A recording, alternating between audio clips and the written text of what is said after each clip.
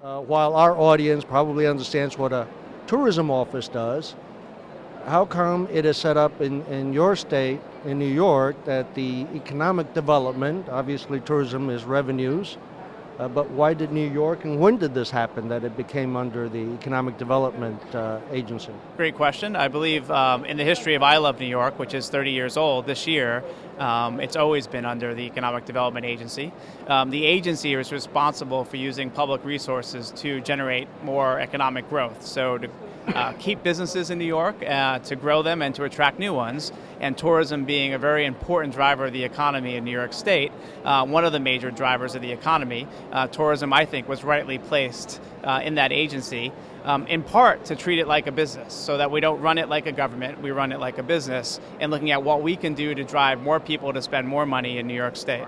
We're looking at the UK market as one of our primary and most important international markets to invest in going forward. And so we'll partner with New York City and Company, who'll be focusing on driving traffic to the city and figuring out, if you're coming to New York City, how do we get you to see that there's an alternative trip perhaps, or a complementary trip to the Adirondacks, so you can enjoy the outdoors as a break perhaps from the fast-paced life of New York City.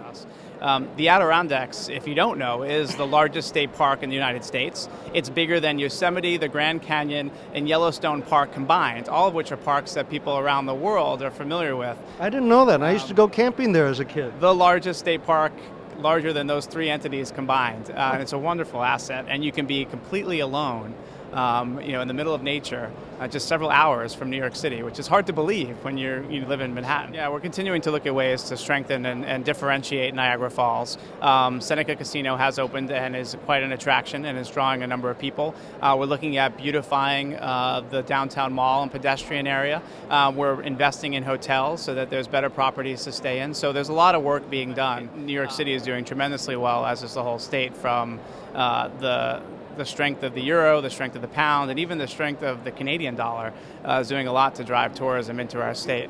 And hotel rooms are just sold out for the fourth quarter of this year. So people are looking to come and shop and spend a lot of time in New York City because their dollar takes them a lot further.